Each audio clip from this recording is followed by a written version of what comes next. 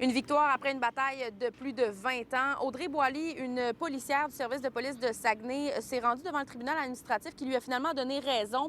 Elle aurait vécu du harcèlement de la part de ses collègues et de ses gestionnaires pendant plus de 2 décennies.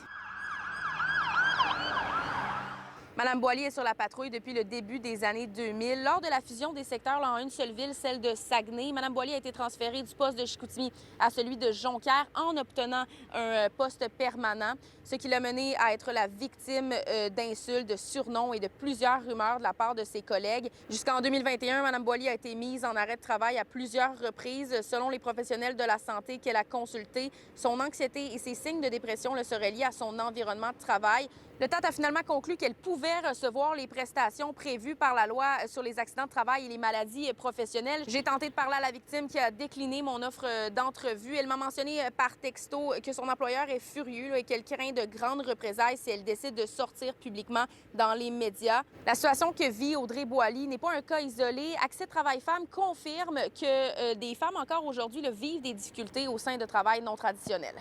Malheureusement, dans les domaines non traditionnels, aujourd'hui, c'est encore des choses qu'on peut observer. Malheureusement, des cas d'harcèlement, d'incivilité qui dérapent puis qui s'en vont. Ça commence par des problèmes d'attitude en emploi, puis ça dérape en harcèlement. Ce qui est difficile à expliquer, c'est comment se fait-il qu'en 2025, il puisse y avoir encore des femmes qui rapportent des événements comme ça, mais qu'il n'y a pas de mesures qui sont mises en place pour faire cesser concrètement les choses, tu sais.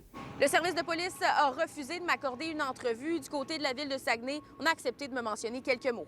Il faut tout de suite porter plainte puis pas endurer ça. Moi, là, c'est le conseil que je donne. Tous ces dossiers-là, que ce soit de la CNE, SST ou de l'intimidation, quand les gens y remportent, je suis content pour eux. Parce que c'est quand même des bagarres difficiles et ça peut arriver des fois que l'effet de groupe sur une personne isolée peut entraîner beaucoup de dommages. Bien, pour le dossier en particulier, on comprend que c'est quand même super. Là. Pour vrai, c'est une belle réussite pour cela. Je ne commenterai pas son dossier en particulier, mais on comprend que c'était sous certaines administrations.